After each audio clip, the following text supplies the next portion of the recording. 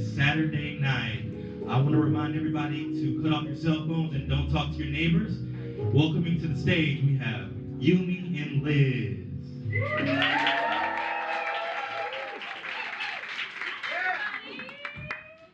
Hi, thank you for coming to our first ever ALLOUD performance. In case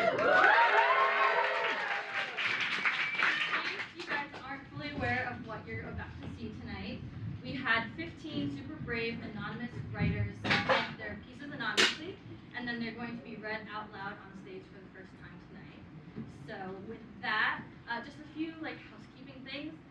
Some of our readings tonight might be very vulnerable. We have some tissues placed. Please share them with your roommates if you feel necessary. And then just remember to take care of yourself. If any of the readings feel like they might affect you and you need to take a step outside, please feel free. Go outside, grab a drink, get some fresh air, and do whatever you think you need to do. And now just some words from the producer, Yumi.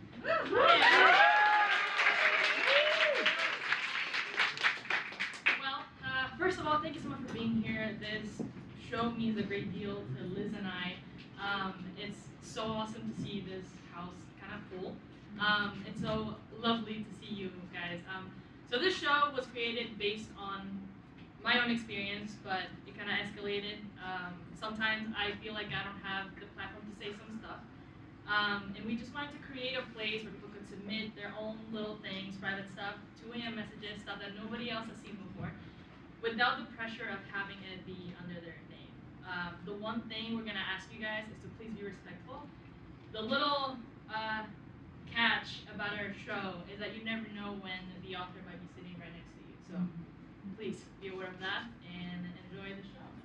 Without further ado, we're gonna have the first one, which is A Cub in Deforested Woods, read by Beck.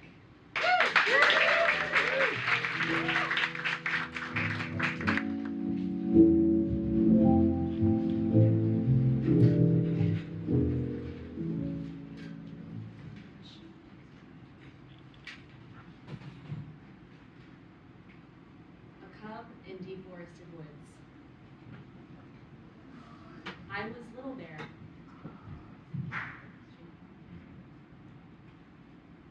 Is she on now? A cub in deforested woods. I was Little Bear. I lived in the South with Ma and Pa, and my friends were cats and hens and ducks and owls, and the creek and the woods, and everything was simple. Sometimes I'm worried. I can't find anything to write about, to think about, to be about. I calm down, thinking I will simply have to live. Because the more I keep living, the more I have to write, to think, to be. I could have any experience, but I cannot have every experience. I will kick and fight to live through most, too few, never enough of them. And with limited time, how could I balance the living with the desire to tell someone else, look, I did all of this, and sometimes it was so good, and sometimes it hurt so much, and sometimes it didn't feel like anything, sometimes. Writing down my thoughts is so scummy, so vulnerable and private, but not excused from my need for recognition. The need for someone to read will suck the nobility out of my pride, and the arrogance will leave me wishing for fame. Because isn't fame to be known? Although shallow, I would want to be famous if it meant being known. Posthumous, though. See, I can never be fully known while living, not while there's time and life left to go. As long as there's me to stay, as long as there's me, to change quick and slow without knowing the end.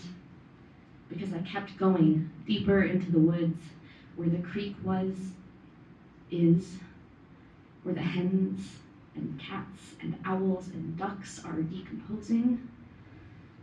There are many things I will outlive. The woods are not one of them. Breaking down, to be reused like that history, a small memory to feed a grander beast, to write think to suck the marrow until I'm out of life.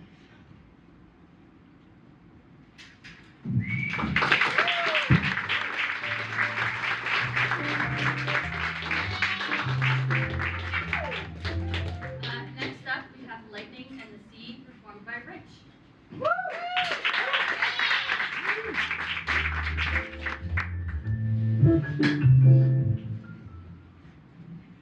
Lightning in the sea. I like the sight of lightning. The strikes on the sea, waves curling around the luminous sky. I drift and I dream. I picture myself on a small sailing ship, with the pecks of rain falling down upon my world, the world of salt, the dreams of blue, gray, black and white. I myself see the ocean for what it is. I see the blue, the sublime of life, vast and incomparable. Between the blue and the sky, where the impetus of dreams lie right above our heads, in touch with misty-eyed sniffles and laugh-drunk dances. Out on that small sailing ship, I envision the moon's ghostly glow, ghastly radiance on watery edges. It's then the clouds unionize and let their burdens down, and flashes of the white bring shrieks of gray and black. The impetus of sky and sea, no longer in waiting. Kinetic with sight and spray, and the boundaries of dreams start to loosen. It grows tactile, and I see myself there, climbing the mast, wide-eyed and grinning. The flash of white reveals the shadow underneath the small sailing ship. The flick of a tail so massive and so black. The sky is pouring down, and a long, long neck rises out of the churning waves. The white flashes once more, and I see giant red eyes gazing down at me. In that moment where the waves are ever rising, and the sky is flooding, the thunder is pounding, and the lightning is flashing, I jump and hit the freezing, thrashing waves. I feel the beast's movements displacing the water around me, but I cannot see. All I have now, all that is left, is to drift and to dream. Perfect.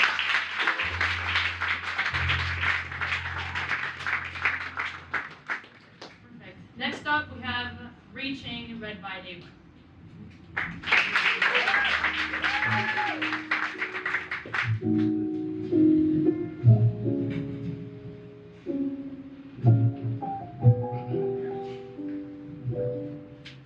Reaching. OCD? Oh, OCD. Right. Yeah, my closet's color-coded. My socks have to match. If they don't, I spiral, obviously. That's OCD, right? My neighbor has it. Her hedges are perfect. My niece lines up her candy by color. She's adorable when she does that. So that's what it is. Something neat. Something harmless. Something you can fix by just not doing it. Right? I mean, I wore mismatched socks the other day, so I can't have it. That's the rule. Checks out. Some days I scratch at my thumb until it goes numb, just to drown out everything in my head that won't stop talking. Not out loud. Never out loud. Just louder and louder and louder until I answer it. And I do. Every time. I bargain. I negotiate. I make deals with something that doesn't keep promises, and for a second, it lets me breathe. Unwittingly outsmarted by the chemicals in my brain. How dastardly, right? I stopped, right? Just like they said, it works so well, right? Right. But then it comes back. Because it's not a habit, it's me. And every time I try to break, it tightens. I don't love loudly because I don't know better. I love loudly because I feel too much. Too much. I can't love halfway. Physically, painfully, it's not in my cards. I reach for people. I trace the lines of them, chart their oceans, dig straight to the center. Like, if I learn them well enough, they might stay. Like, if I go far enough, someone might finally come that far for me. Because when the first voice that teaches you love sounds like no one will ever love you, everyone is against you, it doesn't leave. And it grows teeth. So now the thoughts don't feel random. They feel earned. They feel like proof. And that's the worst part. Because they're irrational, but they're not impossible. So when my brain tells me something is gone, it doesn't feel like a thought. It feels real. Like grief. Like I just lost someone I can still see. Like my father is dead. And I have to sit there and feel it as if it's already happened. That's OCD. Not neat, not funny, not something you can organize into something manageable. It's real, even when it isn't true. And love doesn't escape it. Love gets pulled under, measured, checked, replayed, held so fragile it starts to shake. Because if I can feel lost before it happens, I just know how hard it's going to be to lose it. And I want to be loved. Not quietly, not halfway, not because it's easy to stay. I want someone who isn't afraid of how deeply I feel or how loudly I love. Because I am done mistaking silence for safety. And I am done reaching for people who never reach back. I want to be loved. Out loud. On purpose. Because some sick part of me thinks it's impossible. And I'd like to prove the little bastard wrong. Thank you for listening. If you feel this way or have felt this way before, please know you're not alone. And just because someone doesn't reach for you doesn't mean there's not someone out there who will. Here's to hoping.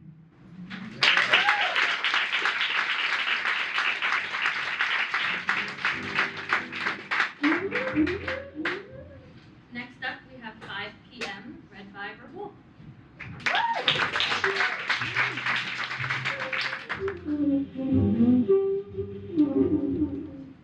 5 p.m.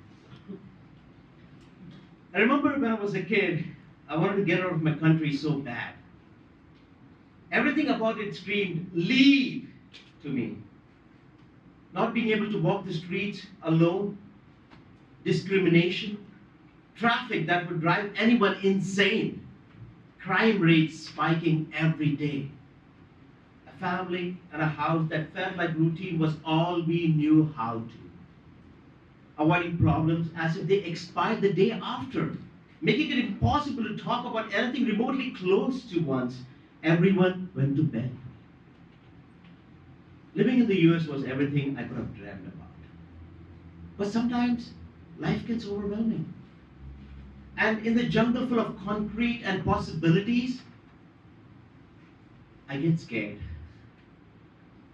One day, I found myself sitting in the corner of my room thinking about something so weirdly small and specific just to soothe myself.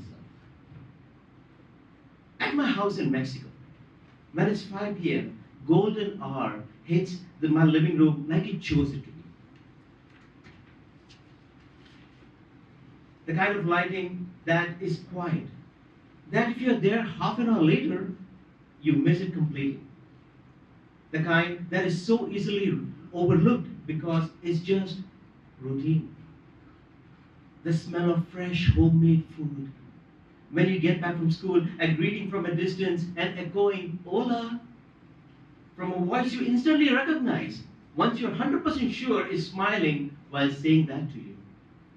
Suddenly, I'm a kid again, waiting for mom to hug me in the middle of the stairs under the bright orange hues, to tell me everything will be fine, that I'm doing my best, and that she's proud of me for that.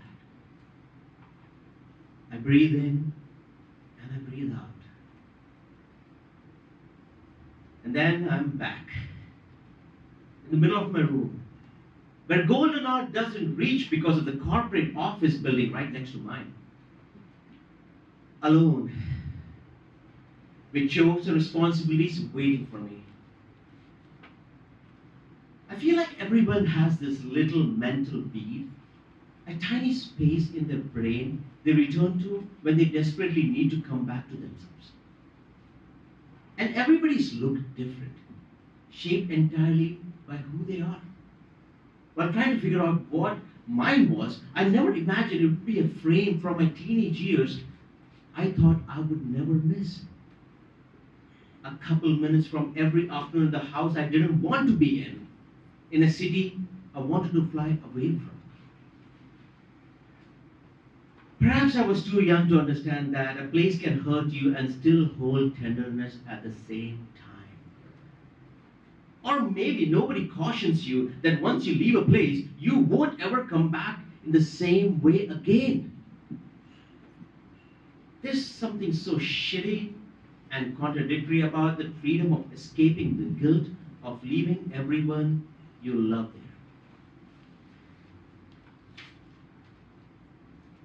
My family has their faults, but they will forever be the people I grew up with, the personalities that slowly chiseled mine.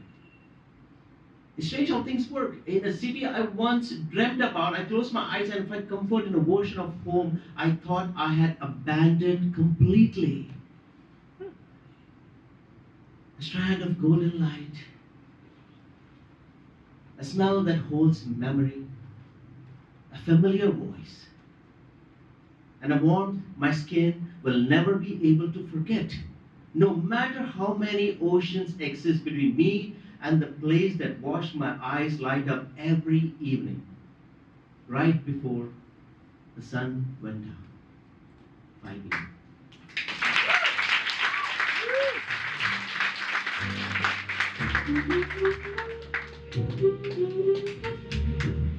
Next up, we have I Wish We Were Closer, read by Cece.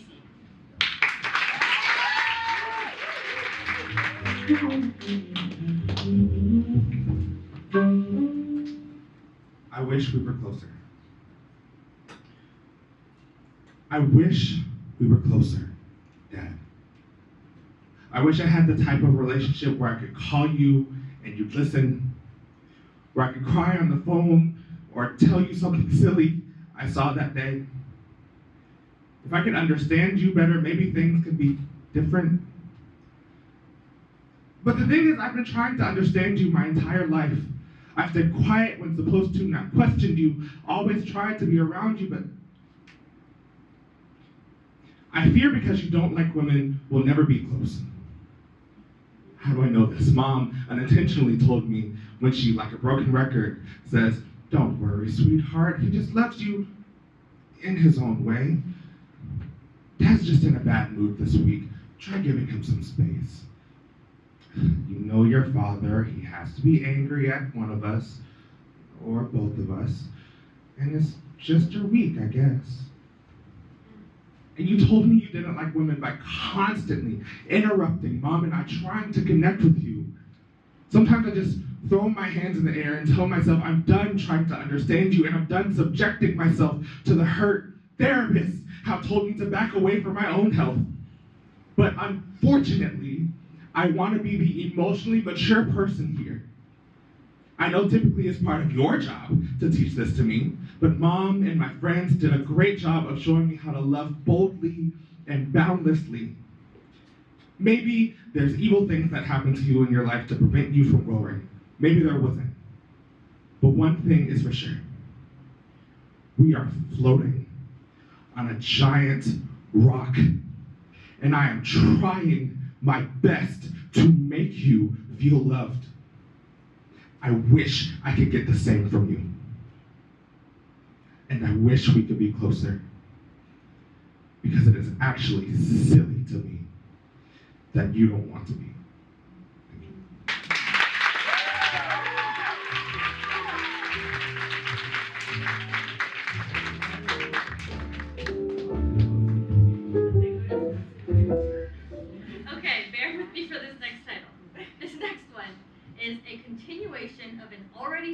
illustrated journal entry of a girl going through the secondary effects of a situationship.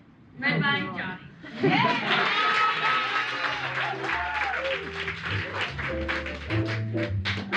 Johnny! A continuation of an already started journal entry of a girl going through the secondary effects of a situationship. Fast forward to the morning after, I knew she saw my story. And I saw she uploaded one as well. I previewed it with the swiping back, and it was a story of her and her friends at the bowling center. With a little caption saying, "You know what they say about bowling, huh?" What does that even mean? Me. Oh, honestly, I don't even know what my reaction was. I was shocked. My immediate thought was, I was like, girl, you can go bowling with friends. That's perfectly fine. But posting about it, knowing that your last, hopefully, situationship-ish was a bowler? That's cruel. Cruelly brilliant, I fear, because this woman now has me thinking about it. I'm weak, and well, I liked the story. Sue me. And bro, after I saw and liked that, she uploaded another one! As if she was saying, "Ooh, I liked how you liked that last story, let me do it again." But no! I didn't like the second one. Of course I didn't like the second one. Are you kidding me? She never likes my posts, and I'm gonna like stories back to back? Nah. And she wants that. I'll let her want it some more. Oh. This girl can't know that if she asked me to bark, I would.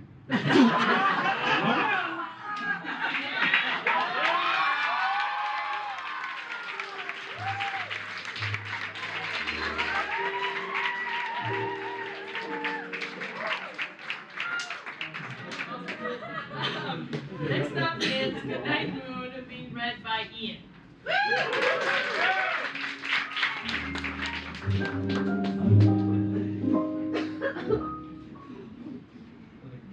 Goodnight Moon. What do you do when you hate everything about yourself? Not only the surface things, the way you look, the way you walk, the way you sound, how you never know what to say or do or think or be, and always seem to step just off key. But the part of you that is the core of who you are, the part that wants to help so much you end up hurting, sometimes literally, sometimes physically. The part that can't afford to take a long weekend to go visit your dying father, stepfather, but it's been so many years you don't bother making the distinction anymore. The part that wakes up every day expecting your remaining dog to be dead because she's old and blind and confused, and you waited far too long to euthanize her sister, and you're living in fear of dooming her to the same fate. So you hope she'll go in her sleep, but you're not ready for it yet. So you get up, and the first thing you do is put a hand over her belly to feel her breathing. You're not ready to lose your dad either, but that's too large a wound to fathom, so you're mostly trying not to think about it. And your best friend keeps texting you about her divorce proceedings, and you don't mind because it's an awful, painful thing, and you want to help her forward it, but you can't help but notice how nobody around you ever seems to ask if you're feeling awful and painful, even though they all want to unload their painful, awful things on you because they trust you to be careful with them. And even that's not entirely true, because sometimes somebody does ask, but you find yourself incapable of talking about it. Lips sewn into a smile, like the teddy bear you used to cling to in the dark, when all you want to do is speak about the thoughts that chase themselves in circles around your mind, about that creak in the hall that must be some strange shadowed someone coming in the night to pin you to your bed with the santoku knife you left in the sink after slicing carrots this evening. And how could you have been stupid enough to leave something so dangerous out where anyone could find it? About the way you check your pulse every time it rises because you're certain you're having a heart attack and you haven't succumbed yet, but it's only a matter of time. About the dreams you've been having since you stopped taking your Lexapro, where all the halls in a house you've never been to are long and strange and dark, and someone or something inevitably dies if you follow them far enough. Then there are the worst dreams, where you wake up thinking that the dog you lost already must have just wandered into the other room and she'll be back any second now. Any second. Any second. What do you do when you want to die? Not in a real way, but in pieces, in facets, like the faces of a diamond, well polished and too hard to crack without the weight of the earth's crust bearing down on you. When you want to bury yourself in a hole and rest your cheek against the cool, damp earth and stay there for a little while. Just like 40, 50 years until you calcify like the bayonet the boys pulled out from under the corpse of the camellia that was planted in the front of the eastern windows before they were born. When you feel certain there must have been some secret schooling or special missive everyone else received that told them how to be a person. It doesn't seem fair that you're supposed to be one too when you barely feel like you exist some days. Like you're living in the walls of the universe and can't find a way out, so you scratch and you knock and you scream and you beg until eventually you start chewing on the wires because with enough of a jolt, maybe you'll finally wake up. Maybe we are all just a glitch in the matrix. Wouldn't that be funny? All the pain and suffering of the world, just numbers on a screen, fractals spinning off into eternity, one last pathetic flickering electrical impulse firing between neurons before the doctor calls the time. If a tree falls in the forest with nobody around to hear it, does it make a sound? Do I, when I'm crying in bed with my only remaining dog to bear witness? Or when I'm speaking to guests at work, always guests or patrons will do in a pinch, but they are never customers. This is hospitality, not retail. Funny too that hospital and hospitality share the same root.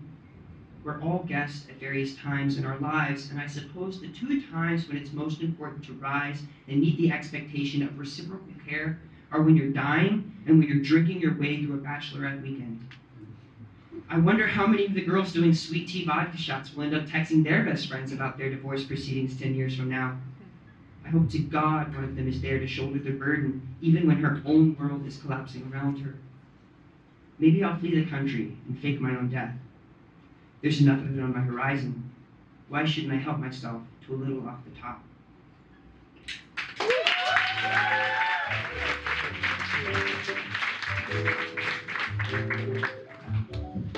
Next up, we have Especially Her, read by Julie.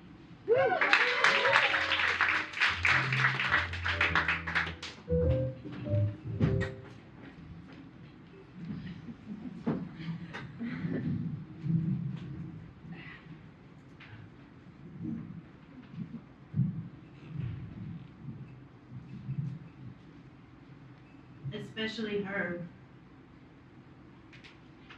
I used to think strength looked like certainty. Now I think it looks like trembling hands still choosing to hold on. Life has stretched me in ways I never expected. Through heartbreak, disappointment, distance, fear, and the quiet loneliness that can exist even in crowded rooms. I lost myself more than once. There were seasons where I questioned everything about me, my worth, my decisions, my ability to keep going when nothing inside me felt steady anymore.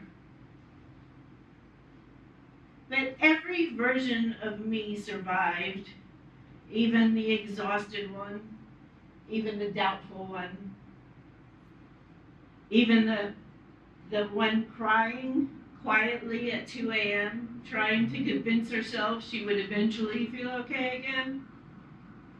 Especially her.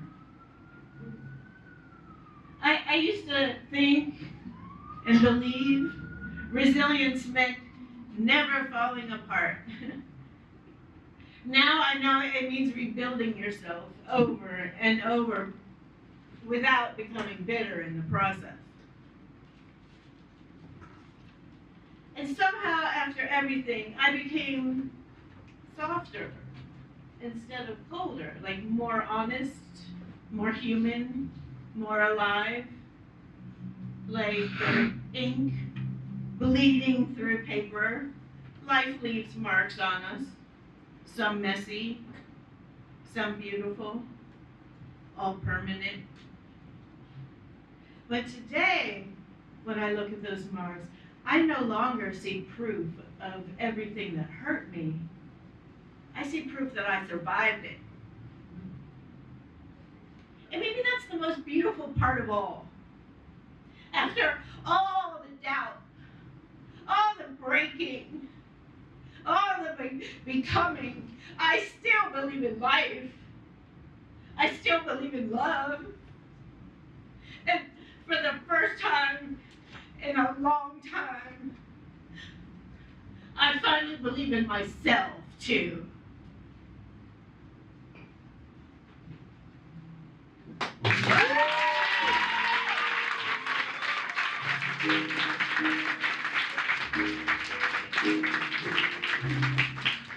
Next up, we have Convenience, read by Jesse.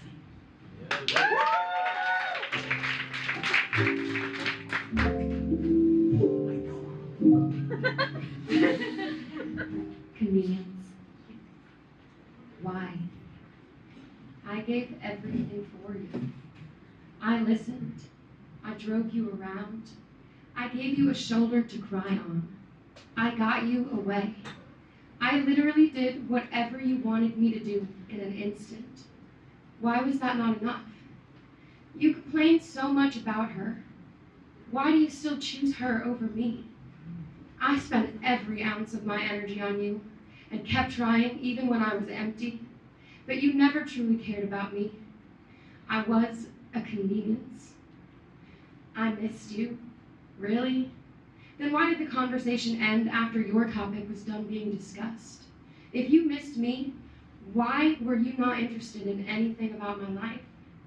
Things were so good when you needed me. When I had the answers, you were there. I felt whole. I wish I had known then how toxic that was. I ruined so many friendships because of you. It only took you being out of my life for me to realize what I missed out on. I think that part hurts more than anything you did to me. And yet still, I can't bring myself to hit the block button. I can't bring myself to close that chapter. Because what if you need me again? What if things change? What if you change? The highs were so high, even though I know that wasn't reality. I stay for the hope that maybe I can feel the highs again. Even if only for a moment. The cycle won't end. I know that, but I can't seem to let it go.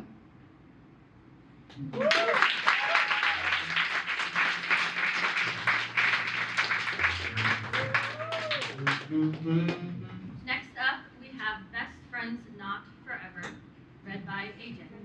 Yeah!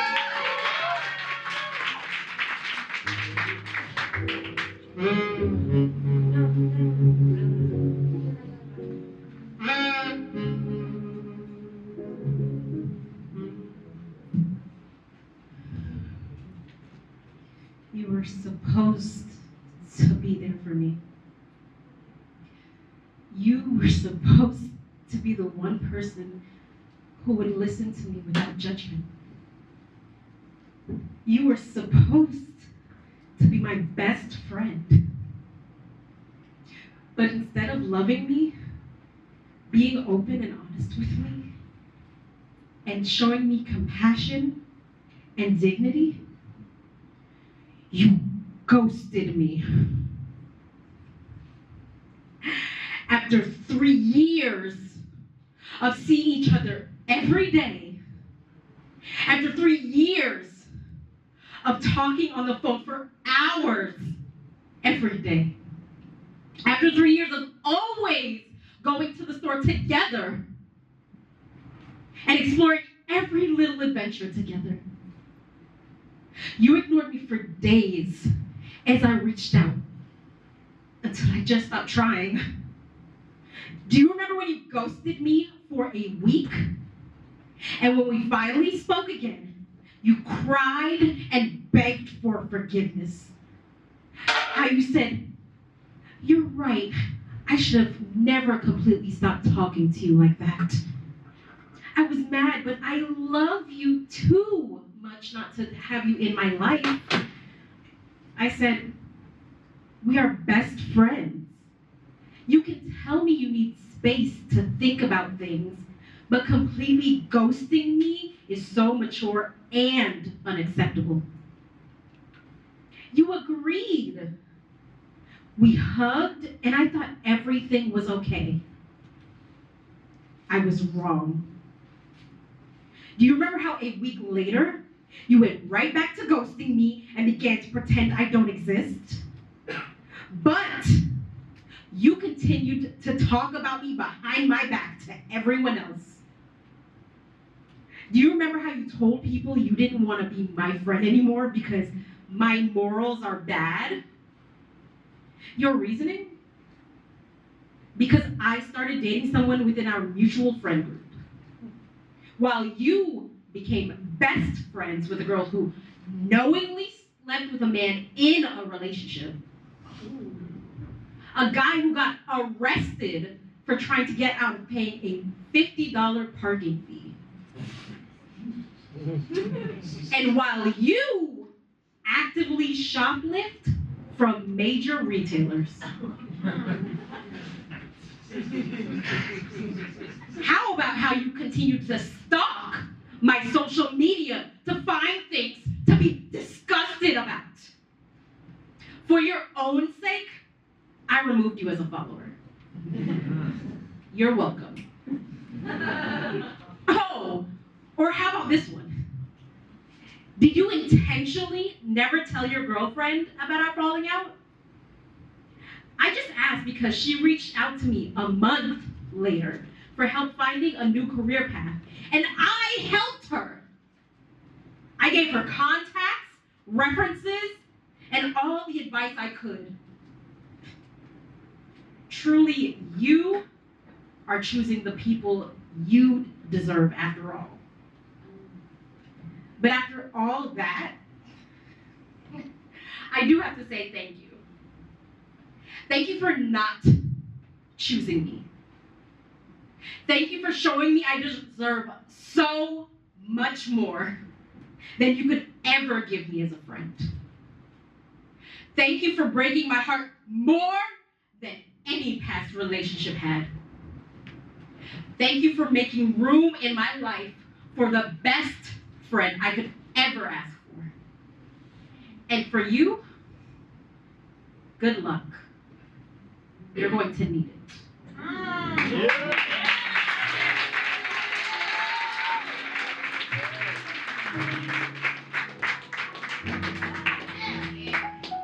Next up, we have The Infinity in Between, read by Vikram.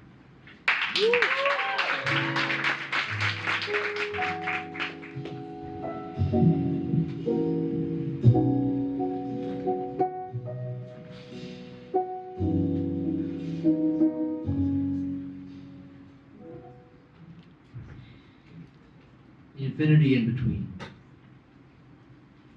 Why am I like this? What am I supposed to do with all of the emotions living inside me? Why am I never enough? There's always something missing, some invisible deficiency I cannot name. I tried everything. I became good at what was asked of me. I fulfilled expectations. I followed instructions, and still, everything feels cyclical. Like walking barefoot up a mountain scattered with loose, sharp stones, every step forward cuts into me somehow. But I keep moving because stopping feels worse. Without even knowing whether I am getting closer to something or simply learning how much pain a person can carry before mistaking endurance for purpose. Nothing is ever enough. I am never enough. Why is living so difficult? And what does it even mean to live? To exist? To breathe? To move? Those things keep you functioning. They do not necessarily move you forward. So where am I going? And where did I want to go before I forgot how to ask myself that question? Sometimes I feel as though I carry pain everywhere I go. as though I leave traces of it behind me and hand it to the people who love me the most. And still they love me. Why? It feels as though my parents love me because fundamentally I am their creation, their greatest and most difficult project. Good grades, discipline, focus, skill, intelligence, a career, a respectable job, an impressive life on paper. I became everything that was expected of me. But would I have become any of it on my own? And if this was the correct path, why does it make me feel so miserable?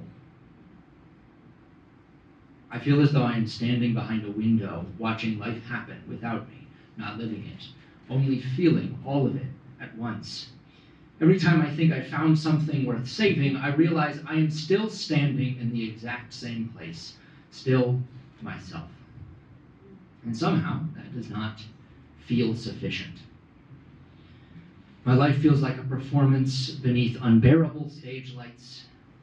Everyone watching, everyone waiting, and I am so tired of entertaining people. But I don't know how to stop.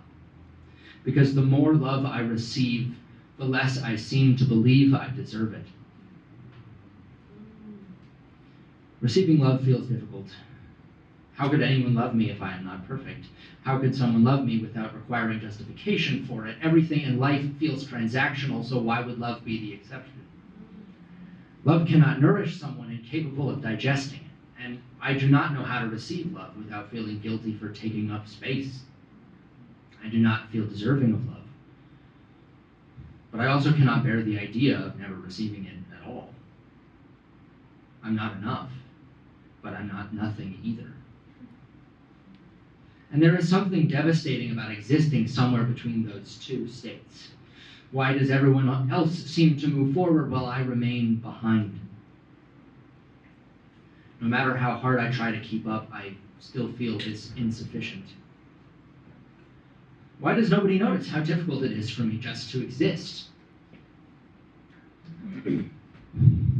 What would happen if people saw through my own eyes instead? Would they feel pity? Discomfort? Horror? People speak so casually about self-love, confidence, trusting yourself, as though those things were instinctive. To me, they feel like subjects that require years of study just to begin understanding. And if accepting love from others is difficult, accepting it from myself feels terrifying. So I remain on the side where I try to become enough, leaving the other side empty. Maybe that is why things feel lighter whenever someone else arrives to occupy that empty space for a while. The problem is that people come and go, and I stay behind, desperately trying to keep that space beautiful enough for someone to return to, open, comfortable, worth choosing. But if I crossed to the other side myself, what would happen then? Who would justify my existence? What purpose would I have if I stopped trying to become enough? Maybe that's worse than being nothing, because nothing is simply nothing. But being not enough means being capable of becoming something, capable of becoming everything, and still never quite becoming. Thank you.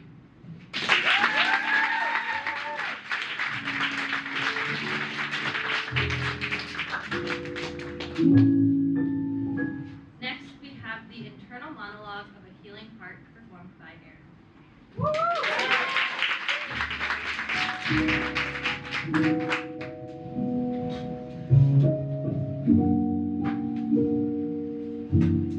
The internal monologue of a healing heart. I am more than okay being alone.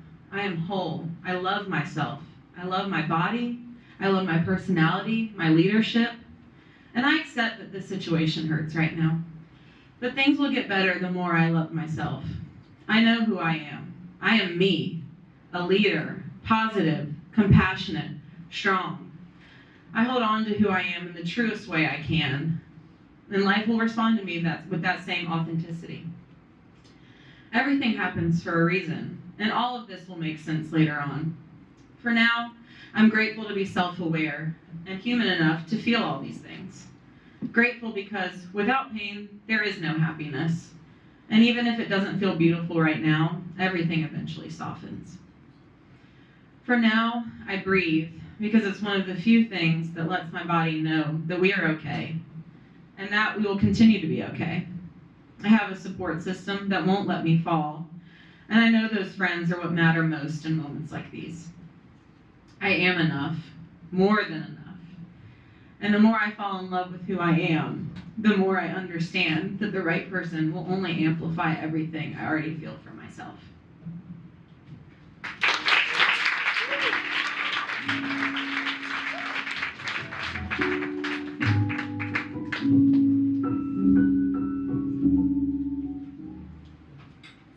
Next up, we have Milk Glass, read by Kristen.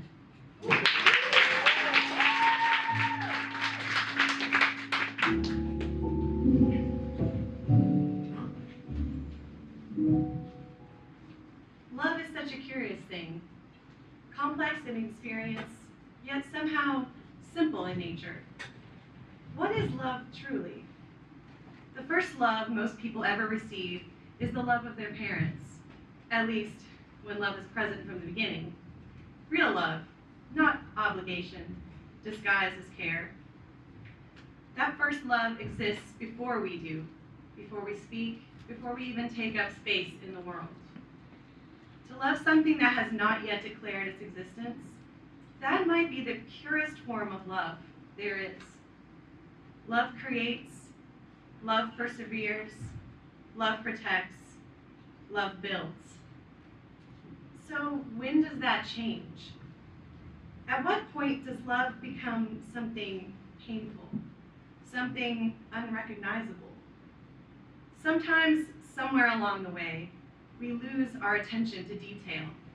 Our vision clouds over like cataracts, slowly forming across the eye until we can no longer see things clearly. And then we go searching for another kind of love, one rooted in something tangible, existing, breathing, real. But the moment vulnerability enters the equation, love begins to wear disguises. Suddenly, the thing we trusted the most starts resembling danger. Where's the line drawn? Why does love hurt now? One tends to encounter damage and immediately mistake themselves for a restorer. But if this is truly love, why can't I recognize it anymore? The cataract only worsens. And still, we refuse the surgery because part of us can still see. So we continue living half blind, and eventually we get lost. Lost in space, lost in time, lost within ourselves. Is love fear? Is love destruction? Is love damage? These days, love has become the most convincing disguise of all, the most seductive trap, the one with the most victims. But maybe the answer has always been simpler than that. Maybe love requires clarity, to see carefully, to see honestly, to see without desperation distorting the image. Cataracts can be treated. Sometimes healing begins with the arrival of someone who helps restore your vision. And suddenly, love no longer feels interchangeable with pain. You can distinguish it again, recognize it again, feel it again. You find yourself again too.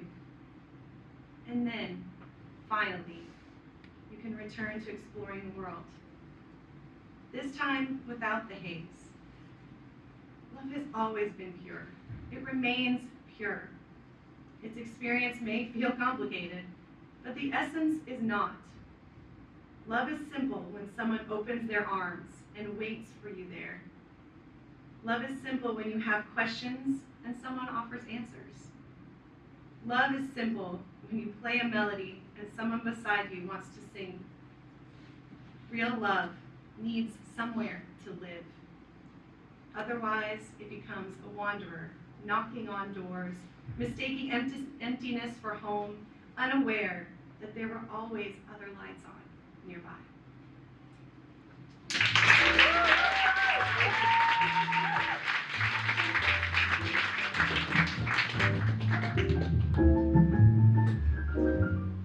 Next up, we have I Remember Cancer, read by Zoe.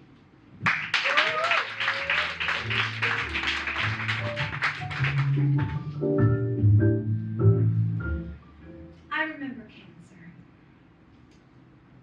Every so often, I think about my cancer year and how one day I simply stopped being inconvenienced by cancer. That may sound flippant, but I never thought cancer was going to be the end of me. A big reason for that is the amazing medical attention I received here in Savannah. A bigger reason is one I used to deflect any fear or negativity by me or anyone else when the subject came up. I ain't got time for that. I think back now about the whole ordeal, and certain moments are crystal clear.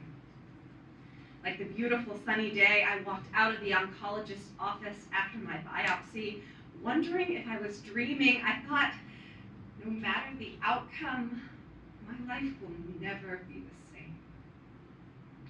I remember telling my daughter in the most inelegant way, blurting it out because I was exhausted from working nonstop for 4 days during a hurricane. I remember telling my dear friend Drew about it early because he and I spent a lot of work hours together. He hugged me and then said, "Can we start making bad cancer jokes yet?" I said, "Yes, please." I remember telling my parents and trying to soften the blow. Across from them at dinner table, I said, "It seems I may have caught a touch of cancer." I remember walking down the hall to prep for surgery and not being able to turn around and look at them because I was trying to keep it together.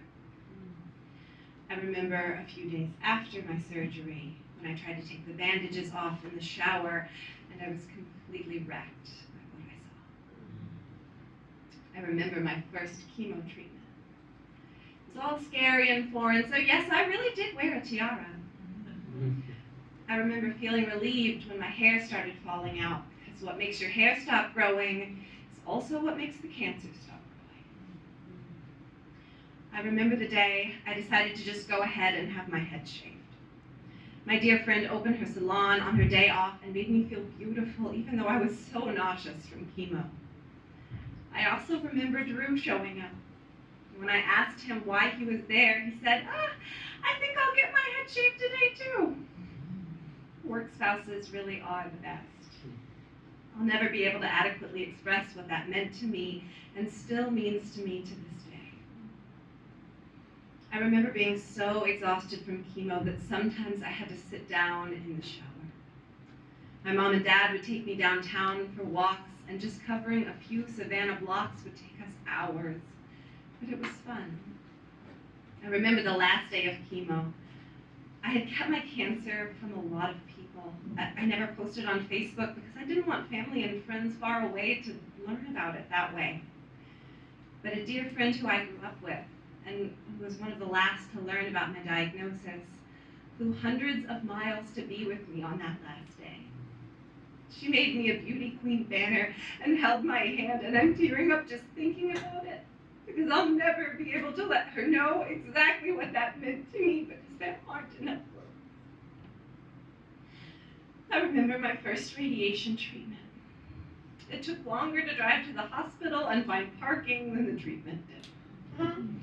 I had to go every day for 6 weeks. I remember at one radiation appointment making a joke, as I did a lot, about some weird face apparatus that was always hanging on the wall. "That looks cool. I want one of those. How come I don't get a face thingy?" And the radiation tech looked at me in the eye and calmly said, "You don't want one of those. That's for brain cancer." So I never made a stupid joke like that again. I remember leaving my last radiation treatment. I was still suffering from the bad sunburn radiation can give you. My hair had just started growing back. Yay for hats. I was huge from the steroids they'd given me from all the treatments, but I was free. The sun had never felt so good on my face. After treatment, I thought I'd feel elated, happy, grateful, something, anything, but I didn't. And that's when the guilt set in. I couldn't believe that I'd kicked cancer's ass, but I wasn't happy. So I started to see a therapist, and I was diagnosed with PTSD.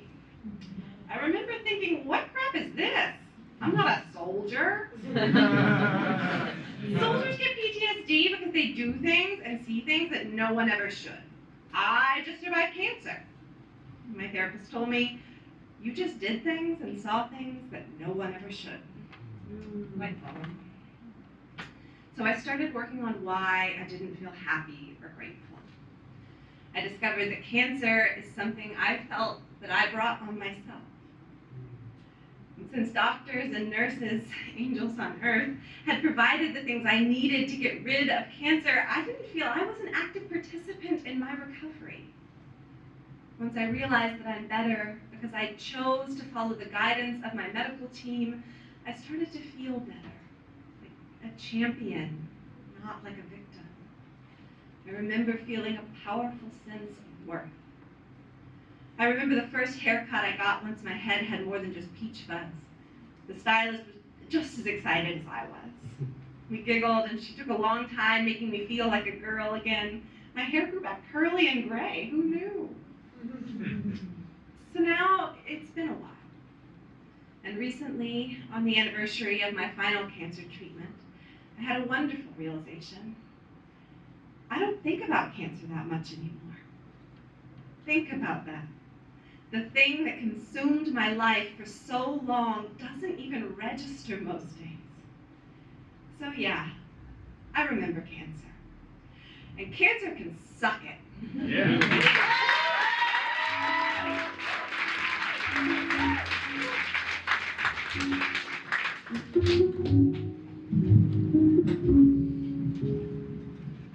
Have you guys been enjoying tonight? I'm very, very glad to see all of you guys here. It's very honoring to have so many faces that we know in this place right now. Our goal with this thing was to do something to you, to change something. I don't know if big or small, I don't know exactly what it is, but we did want to kickstart something. You get to decide what it is and how big or small it is, but yeah. Our next one, which is our last one to close the night, it's called Legacy, and it will be performed by Matt.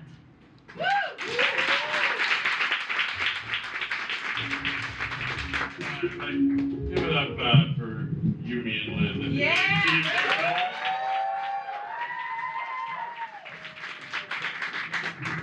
They definitely achieved their goal, and I'm here to fuck it all up.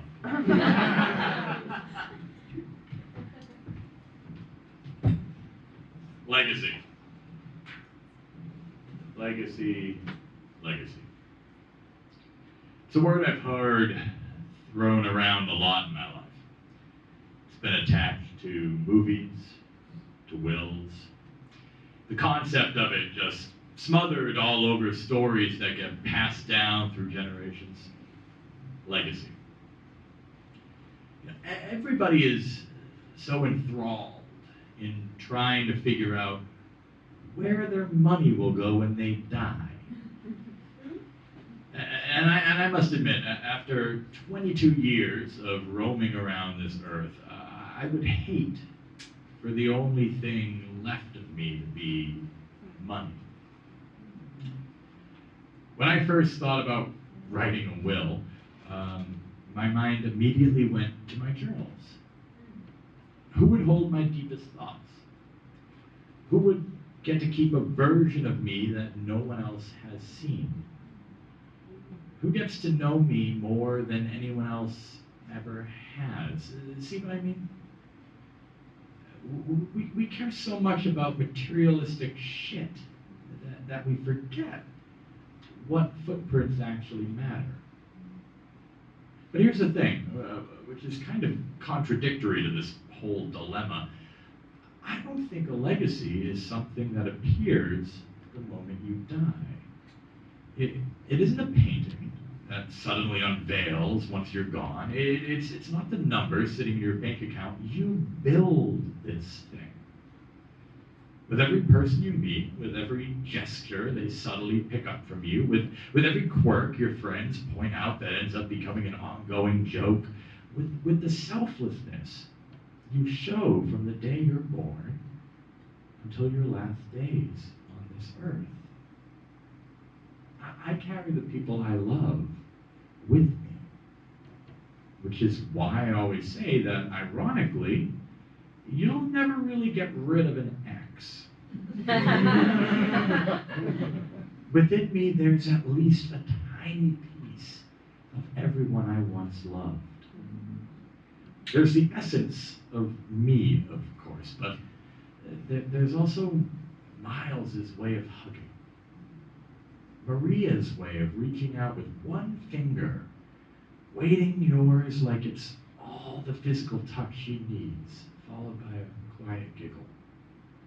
Haley's habit of letting her heart pave the way of her decisions. Anna's face she makes when she's in awe, but also completely and utterly excited about something. David's funny sayings, James's wit, Christina's little childhood songs. Al's slightly backhanded, I mean, if it makes them happy. Jordan's freedom, Eli's emotional intelligence, May's childlike, curious way of viewing the world, Angela's multilingual filler words, my mom's driving.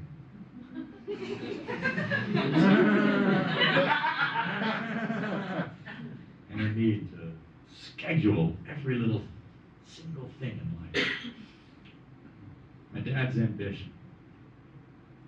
Maybe a little bit of his arrogance. My brother's instinct to dance and their unignorable warmth.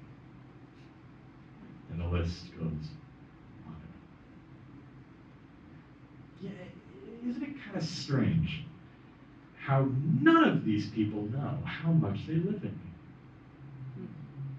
I go about life tapping every day into parts of me that make me a little more like them.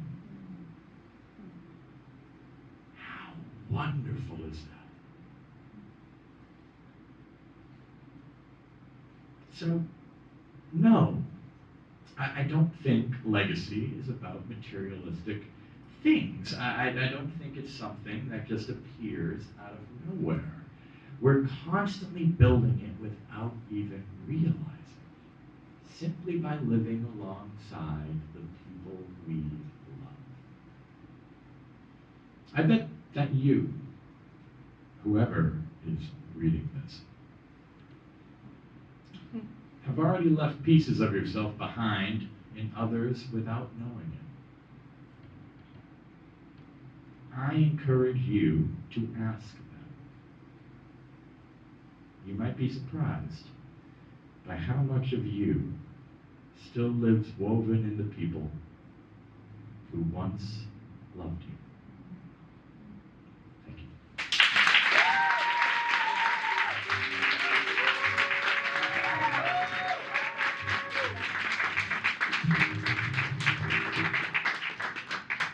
If I can stop crying and speak. Thank you so much for coming, guys. This is the first edition of the show. Hopefully we make more, and hopefully you guys come again. You can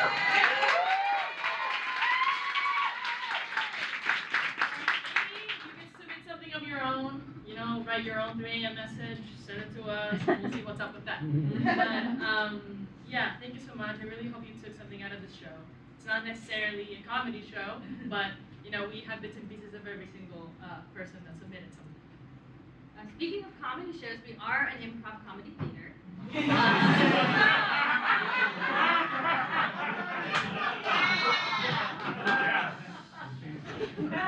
In case you guys like our theater and like being here, we do improv shows every Friday and Saturday, so we'd love for you to come to one of those as well.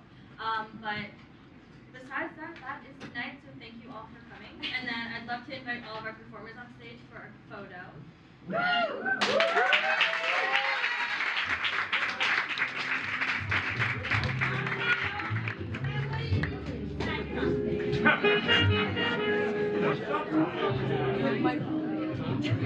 Every other, yeah.